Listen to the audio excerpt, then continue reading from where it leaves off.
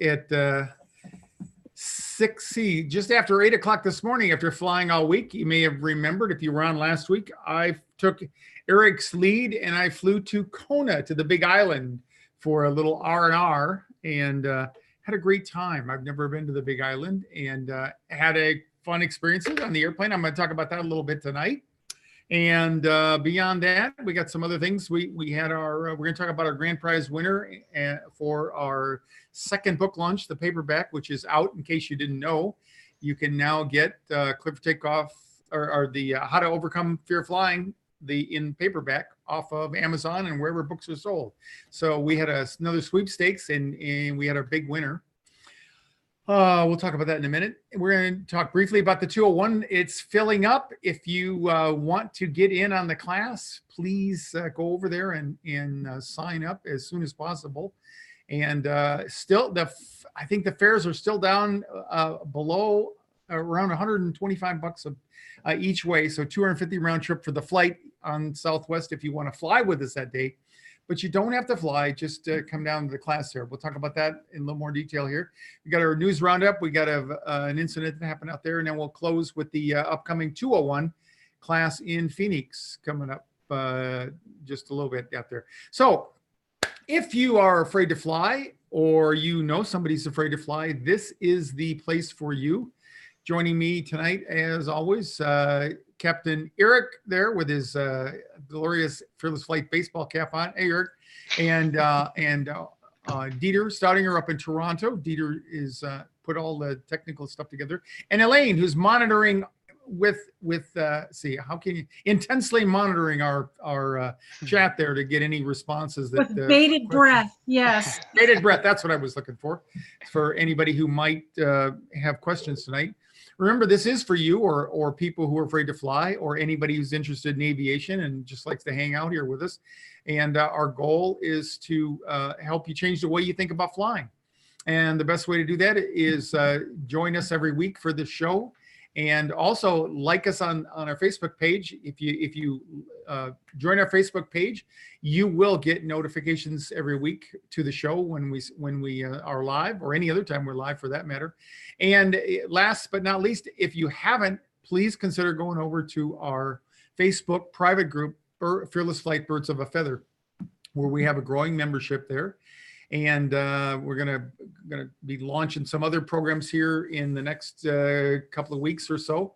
And when you go over to the book or the Facebook group, Birds of a Feather, feel free to introduce yourself and join in there in the chat that goes on, both with us and without us. We have a really active group growing there, talking about flying and helping people support each other. So without further ado, we'll move on and talk about the sweepstakes. Remember, the grand prize winner, we had two of them. Terry Foster was the first grand prize winner, and Terry and I flew in August, you may recall. She was on the show.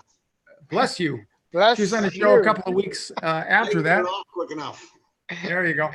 And we had our new grand prize winner. And the grand prize, of course, is a all expense paid trip or airplane flight with me.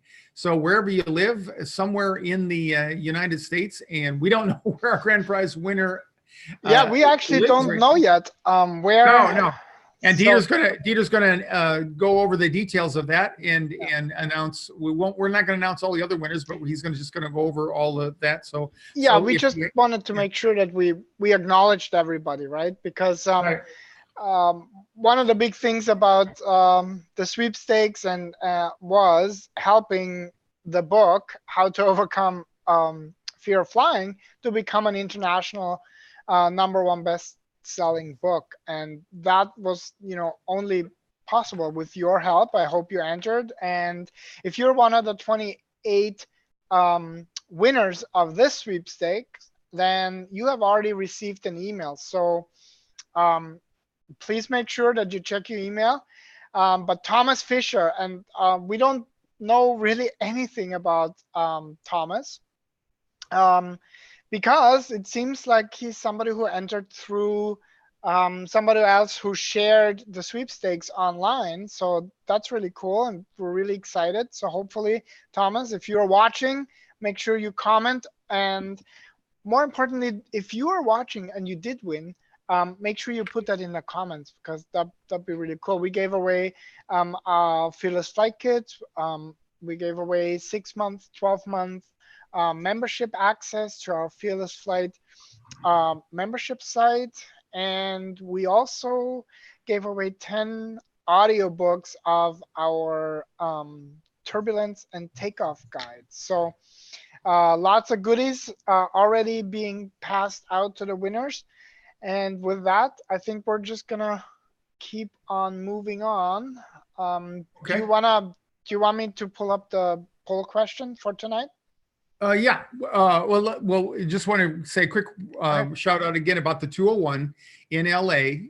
What we'll have, if you're totally uninformed about that, and you're going to be in the LA area, or you live in the LA area, and you have a fear flying, and you've been trying to decide what you're going to do, please consider coming to the class on October 26th. We have a special guest. This is the first time we've ever had another speaker in there, and it's Arnold Barnett. Arnold is a brilliant statistician and a former easier for me to say, a former fearful flyer himself. And he's going to put on a little special presentation about the odds of dying in a plane crash. He's updated his information from when I first heard him back in 2007. So I'm really excited about meeting him, and he's going to fly with us. So he's going to get to see the experience firsthand. So again, if you haven't signed up and you want to sign up, go over there and get signed up, and at least consider coming to the class, whether you fly with us or not. But if you do decide to fly with us, get over there and get your tickets on Southwest Airlines and grab them while the fare is relatively inexpensive. So poll question. You have to read it off, because I've for some reason lost the ability to share temporarily. So okay, cool. If you want me to read it, I can read it. Otherwise, yeah, no, that's okay. That's okay. So this actually happened to me. I'm going to talk a little bit about this through when we get into it here. But imagine you're sitting at the gate and you push back on time for your flight. You taxi out, and you turn onto the runway, and you can kind of tell, even if you're not a pilot, that you're getting ready for takeoff. The pilots usually make an announcement. They make the announcement that you're next for takeoff, and then the next thing you know, they do a U-turn, and they turn around and go to the gate. Nobody says a word. It's like 5 minutes while you're taxiing back in. Sure enough, you look out the window, as I did, you can see the marshals out there, and sure enough, you're going to go back to the gate. And if you're like me, I'm thinking, oh, I was flying for free as a former employee. I have some benefits. If there's a seat on board, which there was last night, I get to get on there. And I'm thinking, oh, damn, that's not good, because sometimes if they cancel a flight, now we get backed up, and now it's going to be a couple of days before they have seats on the airplane. But anyway, so imagine that's you push back, you go out, you turn around, you come back, and then the engine's completely shut down before the captain comes on, and he says, folks, our dispatch said that we had too many bags in our aft cargo bin, and we have to make an adjustment. So what are you thinking before you get any more information? Okay. Irregularities. I know they bug the heck out of a lot of you. So think about that. And again, you're on the flight, you go out to the runway, you turn around and come back, and the captain says, we realized that we had a problem. We had too much weight in the aft cargo bin. So think about that, and we'll come back to that down the road a little bit. We're going to talk about a Southwest Airlines incident tonight that happened today. Was it today, Eric, that happened? I think so. It just popped up today. I think it was. Okay. And then we'll give you some of the details. We've still got our early bird special pricing on for the 201 in Phoenix. So we'll talk about that before we okay. So I just want to make sure that before we move on, that we let everybody know that we just resurrected and opened up our fear of flying research study. And we just want to make sure that you're aware, that you know about it. It's one of the ways where you can contribute, because one of the problems that we have when we talk about fear of flying, we know it's an anxiety disorder. We know that much we do know.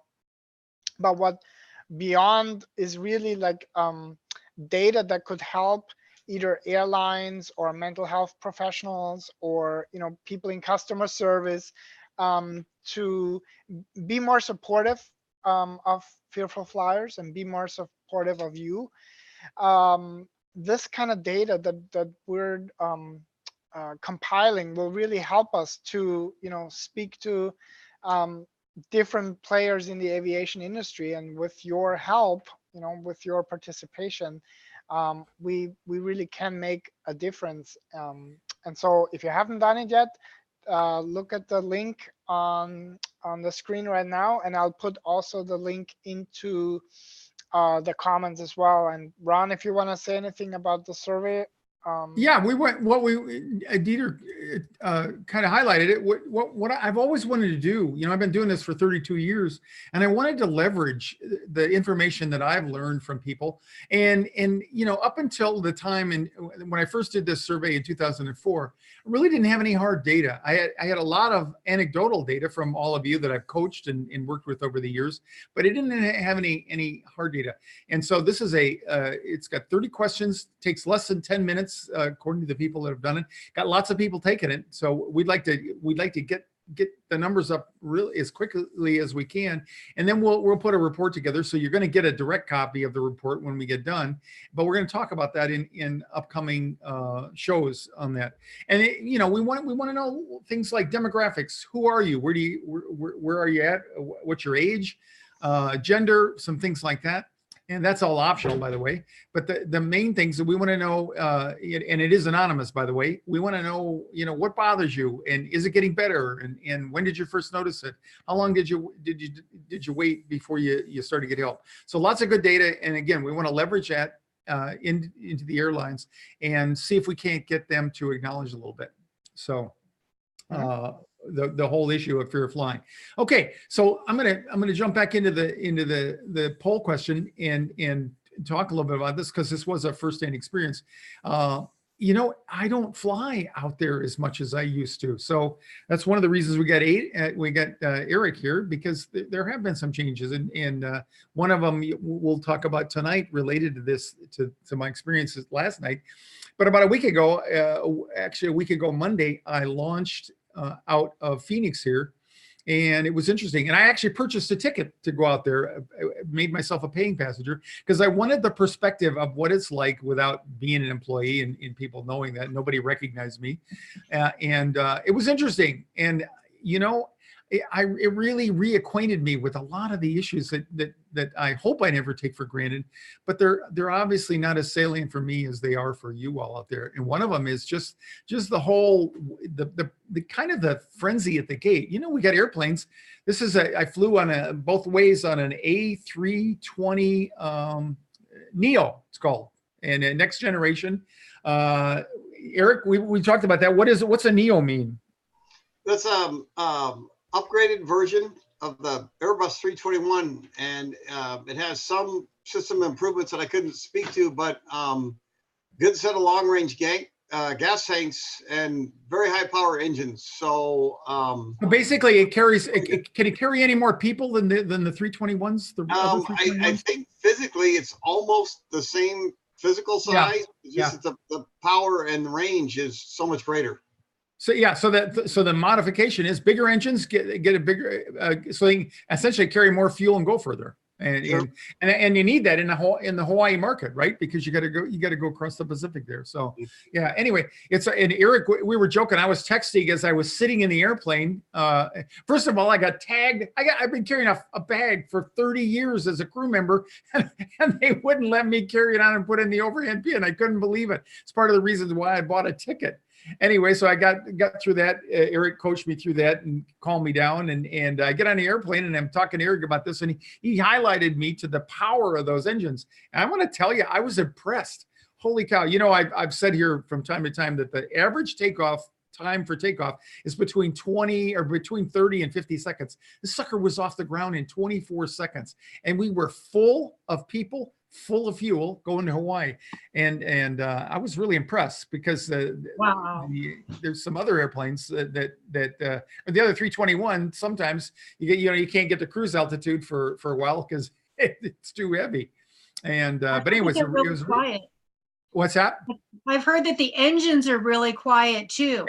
And On the- and yeah, yeah. that was definitely noticeable as well. The engines were much quieter. So and the 320s, the A320, 321 series, they were noted for that howl when you're at takeoff power there, and that alarmed a lot of people. But it didn't have didn't have that reverse whistling sound at all. It was a really good experience, and the bins are big and really pretty, all in all pretty nice. The seats, I can't say much for the seats, so they're skinnier, and in order to do that they had to beef them up a little bit. So they're nice form fitting, but they get hard after a while. So take something to sit on would be my recommendation. Anyway, so coming back, it's an 11 o'clock departure out of there, late at night. And for those of you who are, wonder why would they depart so late out of there, I think Eric touched on it last week. They do that because coming out of Hawaii, it's 6 hours back here to Phoenix. If they did it because the airplane that you arrive in Kona, it's one flight a day. It gets there at 2:30, so they could turn the airplane and leave about 3:30, 4 o'clock, something like that. But if they did that, you get here late at night, and now there's nothing to connect to. And in fact, this morning when we came in, we were a few minutes late, obviously, because of the delay getting airborne last night. And we had a majority of connections on the airplane. And so they made a little PA when we got to the gate. If you're not connecting, let the other people off. The whole damn airplane was connecting, other than me and a few other people. So the reason that they do operate late at night and make it an all-nighter is so that when we come in here in the morning, they got places to send people and flights to connect with. So that was that. So anyway, so we get all buttoned up and close up the airplane, and he shut the door. And like I said, they pushed back, and we went to the runway. And ultimately turned around. And I thought it was weird because I can kind of tell when they do a 180 there, and sure enough, we pulled back into the gate. Then they shut down the engines. The captain came on the PA at that point in time, and you know how important it is for me if the crew would keep everybody informed. And if I was the captain, I would have made the announcement a little bit earlier. And what he did was he just said that dispatch when they got their final paperwork, and I'm gonna have Eric talk about this a little bit more in detail, give you the really current information. But anyway, they had a discrepancy that they needed to resolve before they took off. And I'm thinking, if I'm a fearful flyer on board that airplane and I don't know what the heck's going on, and we take the runway and then we turn around and come back, I'm thinking, who are these guys and what are they doing? And so I think there was probably some concern on there. And then the captain, in his explanation, I'm sure he thought he did a pretty good job just telling people that the dispatch had given him some new information. They need to come back and actually switch some bags around is what it amounted to. So what's that all about, Eric? Because you've flown the Kona flight on a 757 quite a bit. Pretty regularly. So what happened there is each time our airplane takes off, any airplane takes off, airliner, we determine the center of gravity, what we call a weight and balance calculation. And it matters where we put people, where we put gas, where we put bags, cargo, that kind of thing. The aircraft is approved to operate in a wide center of gravity envelope, but we don't want to exceed any maximum performance weights, and we don't want to be outside of that envelope. So before we go, the company will transmit to us what we call a load closeout, and then the other companies may call it something different. But we taxi out, and when we get the load closeout, we can enter our what we call our zero fuel weight, our weight of everything but the gas, and the airplane knows the gas, and center of gravity calculations. And once that's done, the airplane knows how it's loaded. And we can make airspeed calculations that we've talked about before in other shows, our V1 and our climb speeds and that sort of thing. We make that from those numbers.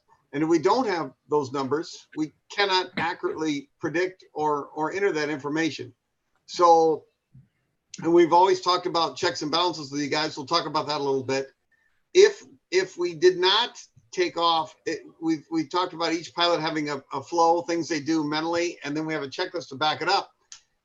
Both pilots are looking for that piece of paper. And you say, well, what if they forget? It's possible, but that will be tantamount to both pilots in advance deciding they're taking off from Phoenix when it's 110 degrees. It's a little warm, so they're not going to wear any pants.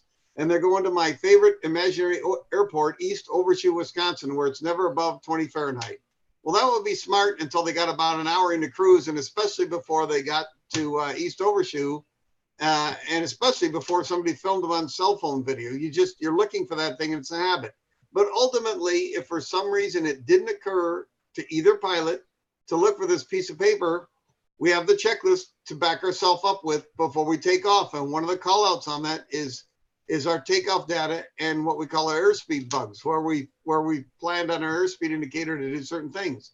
And we cannot program that without having made those entries. So if we got all the way to there with no load closeout or weight and balance, we'd be going, well, where is it? Where is it? It's highly unlikely that we'd leave without it.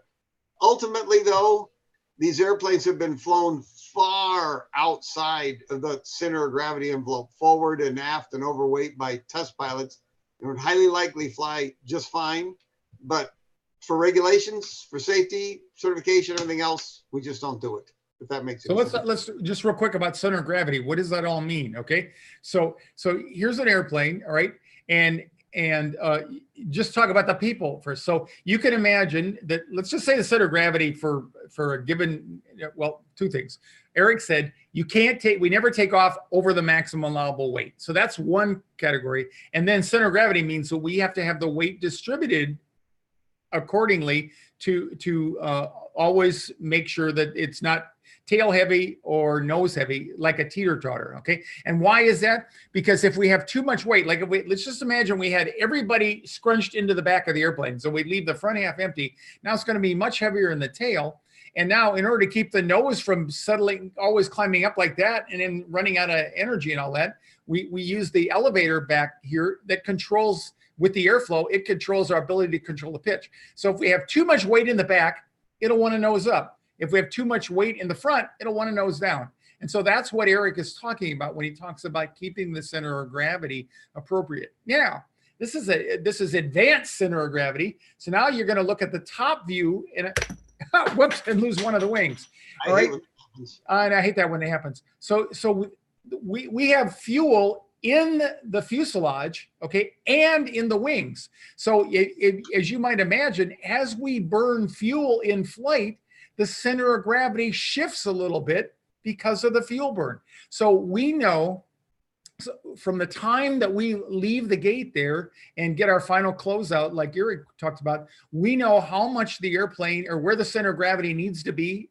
And he said an envelope. Okay, we know where it is when we start, and it needs to be in an appropriate place. We know where it's going to change, how it's going to transition in flight, and then we know where it's going to be on landing. And I mean, this is just another one of the very, very complicated things that you don't have to worry about as a passenger. Okay, and I don't know if you got anything else, Eric, you want to add to that? Or no, that was very good. I'm glad you talked about the fuel, and so obviously, as Ron said, as we burn gas en route, we still have all the bags, we still have all the passengers, but as we burn thousands of pounds of fuel en route, and the positioning of the remaining fuel in the tanks does change the center of gravity in that envelope. And that's one of the things the company looks at before takeoff, that our takeoff center of gravity is okay, and then our landing center of gravity is okay, that it won't move outside of that certified envelope as we lighten our load of fuel. Yeah, I'm really glad you brought that up.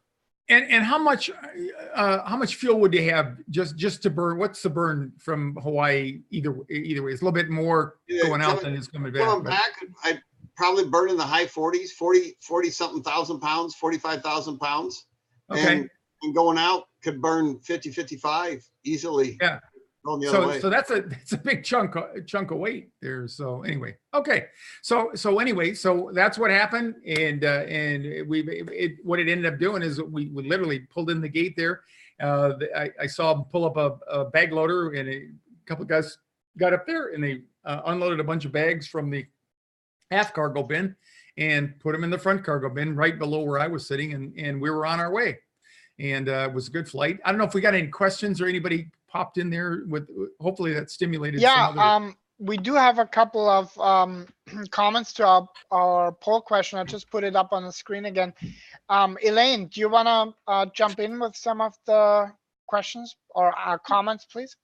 Yeah, we got a couple comments. First of all, Michelle. Hi, Michelle. She said, poll question. My thought would be people need to pack lighter. I agree. Jim It's a Duke. good one. Yeah. Jim Duke responded. He said, the fact that dispatch made that call confirms that there is a team of people constantly monitoring the plane to make sure it operates safely. And Yeah. Absolutely, and that's a good point. And Eric touched on that.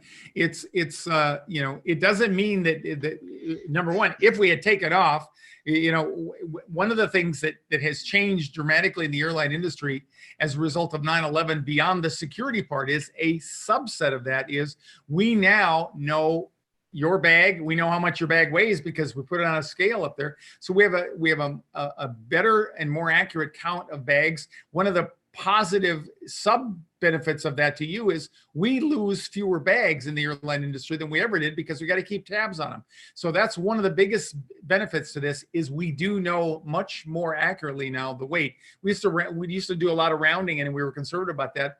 But the biggest cost to the airlines was that we went off and left cargo and stuff on the ground sometimes because we always rounded up. And now we don't have to do that. But that's why we do have a team, as Jim correctly pointed out, and dispatch is in charge of that team.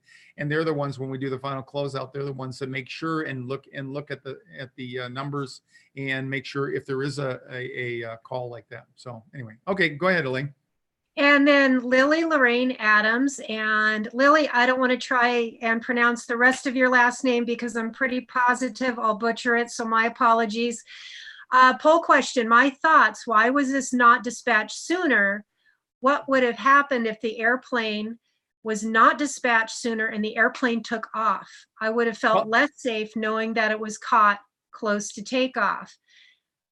Yeah, and I think Eric addressed that. And if you do still have questions on that, and we don't get to them here, please put them in the post there, and we'll be happy to answer that. But that is why I responded the way I did, and why Eric commented earlier is that's the checks and balances that we have going for us, so that we don't miss something like that. And throw in real quick for 10 seconds. It's always, if it's caught close to takeoff, because the load people on the ground to put the stuff in, added it up, everything else, fuel, cargo, bags, they know what they actually put on the airplane when it's closed up and gone.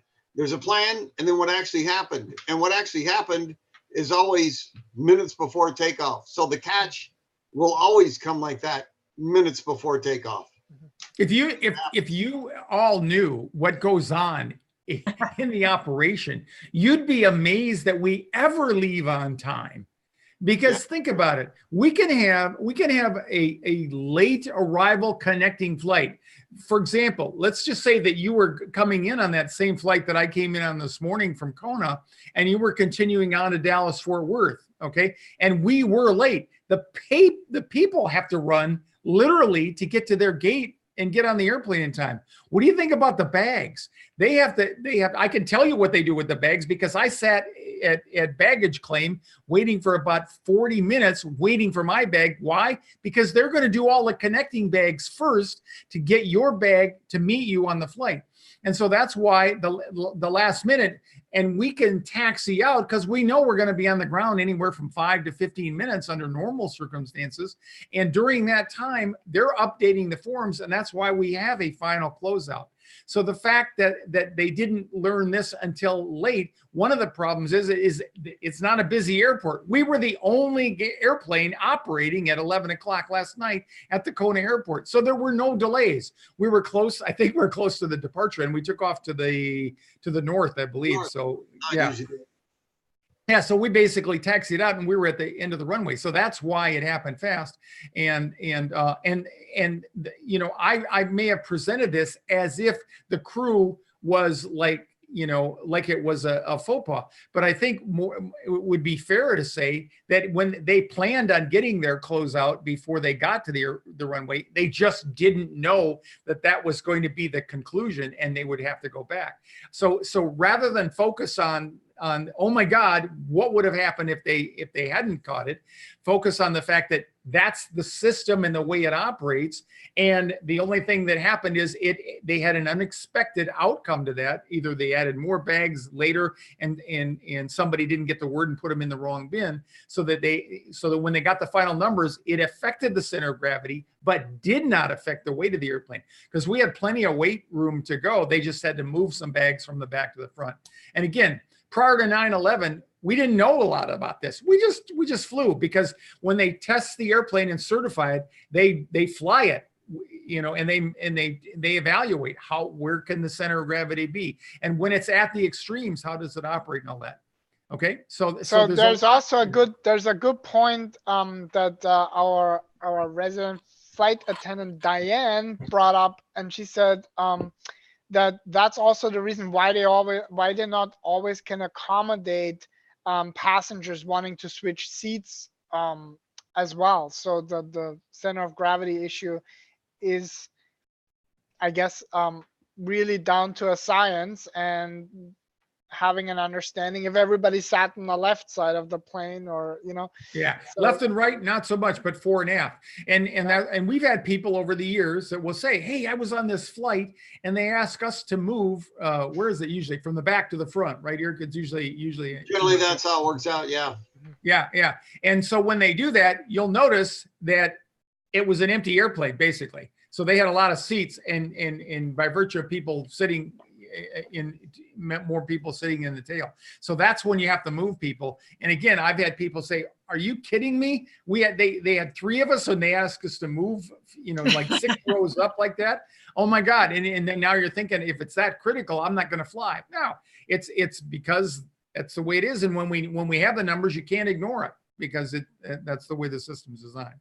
Well, so, and as Diane brought up, on the smaller planes, on the regional jets and turboprops and that kind of thing that you'll fly, for Caribbean, an example, smaller airplanes, and that envelope just gets smaller and smaller and smaller. So the positioning of people bags is more and more critical. So they'll typically move people for seats like that. And as you said, one of my favorite quotes from the movie Animal House, is, knowledge is good. It's good to know that. Yes. Yeah. So the reason we talk about things like this is because if you remember, it's the story you tell yourself when things like that come up that cause you to be fearful and have anxiety about that. So we want to give you an alternative to the story that some of you shared. That's why we did the poll question tonight. We're interested in what goes through your mind, and we're biased negatively. That's how we survived. Our ancestors survived over the years to threats in the environment. We're constantly thinking more negatively in case of the worst case scenario. But when that doesn't work out is when you don't have the right answer, and the story you build is completely erroneous. Okay, moving along, in our aviation news roundup, we're going to talk about real quickly here. A Southwest 737 was landing in Chicago. And the headline said, one of the headlines was, "It startled me awake. Southwest evacuates the flight after the tires blow out." Okay, so Eric, you had a chance to look at that. So let's jump right into first of all, the headline. I did. And Dieter, can you throw up any slides? Yes. Okay. So first of all, not that I'm giving a plug to Southwest, but I'm giving a plug to Southwest because they're tremendous to us. But also, as usual, they handled this really, really well. There was minimum amount of description about what happened. And as Ron and I have said, it takes days, weeks, months, or years for everything to come out. But highly likely what happened here is they had a failure of the anti-skid system, which allows brake pressure to be released and applied to the wheels, just like in your car. If you don't drive a car like mine, just like in your car, if you drive down the street and slam the brake to the floor and hold it, you'll hear shuttle valves releasing brake pressure and reapplying it. Well, we have a very fancy setup on the airplane And they talked about a hydraulic problem with the landing gears. Well, the gears were down.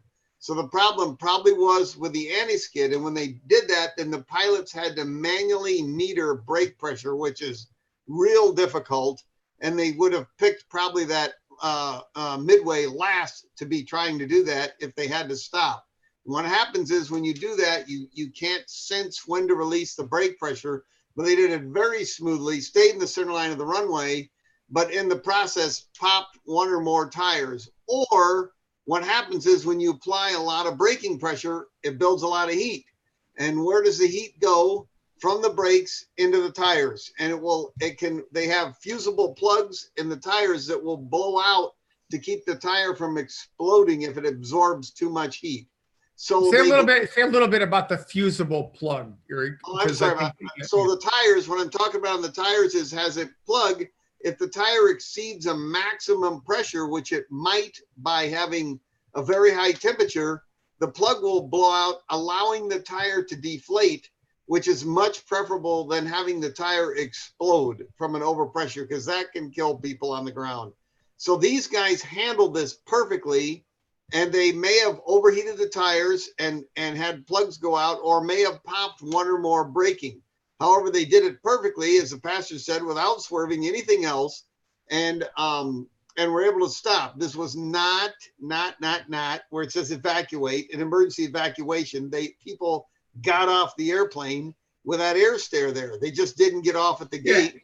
And the air stair is the cue, right? If it was an evacuation, what would we be looking at, Eric? We see slides out of all the doors and all manner of drama. And as Ron likes to say, everybody's such a critic. They got them to the airport, and now they got to walk a few extra feet to the gate, and they're mad. They made it to the airport. That's what they paid for. So they did not evacuate. They handled it well. And the other thing is the captain stopped the airplane away from the gate for the exact reason I mentioned earlier, is those tires absorbing that tremendous amount of heat from braking. They wouldn't want that in close to the terminal until crash, fire, and rescue and mechanics could inspect it, make sure things had cooled down enough so there was no chance of any remaining tire exploding in close to the terminal. So that's why they chose to stop there and use the air stair, which was a very wise decision. Yeah, and it happened to be the right main gear, according to the pictures there and stuff like that. And of course, we normally go up and board through the forward left entrance door. But had it been the left main gear, they probably would have evacuated. Got me taking it.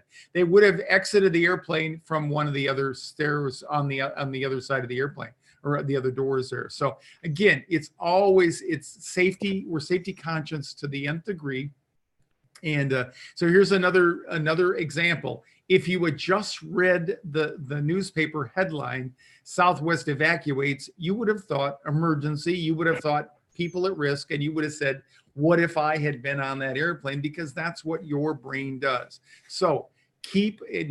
Eric made the joke about Animal House. Knowledge is power. It really is. And so stay with us. When things like this happen, or go to some authoritative source, don't rely on your brain alone if you don't have that experience on there. And if you should see something like this, and Eric and I haven't picked up on it, go ahead and send the URL to us and make sure that we get it, and we can give you a more definitive explanation of what happened. Again, reminder quick here, we're getting great participation on this. We want even more. If you know anybody out there or you haven't taken it yourself, send them to this link, and please complete our Fear Flying research study. And as soon as we get a sizable number of participants there, we're going to put together a preliminary report and get the information out to you. So why don't you guys look at the comments, and I'll lead into just the closeout here. We want to highlight the fact that we are on November 9th. We already talked about October 26th for anybody in the LA area to attend our 201 class and 301 class. Right behind that, 2 weeks following that, we're going to have our last Clear for Takeoff 201, 301 class series in Phoenix here, and the flight's going to go from Phoenix to LAX and back. So we have the early bird pricing is still on for Phoenix. so you can get the take advantage of the discount. And again, if you're going to be in Phoenix or you live here and you know anybody or you yourself have been looking to get over your fear of flying for once and for all, please consider signing up for the class. Even if you don't take the flight with us, the real benefit, of course, is to come and take the classroom experience on the morning of November 9th. So look for those links in the show notes when we get done here. Any final comments there from anybody? Elaine, do you have any comments that came up? Let's see. Just scrolling through real quickly, there was an additional comment from Lily Lorraine, but we've kind of addressed that. Captain Eric addressed that, as did Captain Ron, with regard to the load balance, the load closeout, the checks and balances that the airlines do have and that the industry has for maximum loads fore and aft in the aircraft and center of gravity and everything. So I think that's about it. Yeah. And we got one. So we will because there was another question on YouTube. We will talk about the NGs more next week. There was a question about the 737 NG, the cracks in the pickle fork, which internally we have called so far Picklegate. Yeah. So don't get in a pickle. We're going to talk about the pickle fork, okay? And we're going to talk about the fact that there are a couple articles today about the international community is frankly really upset with Boeing and the FAA. And the one thing we want to leave you with, we're not going to go into that tonight, but we want you to know nothing new has been learned in that. They're still working toward the solution. They are going to resolve that. As I've said, the easiest part is going to be the fix, okay? And it's going to be safer than ever. The hardest part is going to be to convince you and the international community that they don't want a pound of Boeing's flesh there. So just stay tight with us. You don't have to worry. You're not going to fly a MAX yet, and we'll be right there with you when they put them back into service. So the things that I want you to remember, the class in LA, the 201, don't miss it. Or if you miss it, take the one in Phoenix here on November 9th. We got a book out called How to Overcome Fear of Flying. We're finally through the shock of the compression, time compression, and all the stress that Dieter went through in particular to get that out there. If I do say so myself, it's a really good piece of work. And it's a great place to start. So if you haven't, take a look at it. You can get it on Amazon or wherever books are sold. And I noticed I kind of minimized my schedule this last week, and I got a ton of coaching appointments coming up the rest of this week and next week. So if you absolutely positively don't know what to do, sign up for a 15-minute coaching call. It's free, and it's a great way to start and get an idea as to where you are and where you want to go. So again, I want to thank Elaine and Dieter and Eric for joining me tonight and most every week. So this has been Fearless Flight Live. We really enjoy you watching us. Keep those cards and letters coming, and happy landings. We'll see you again next Tuesday night. Bye-bye. Good night, everybody. See you next Tuesday.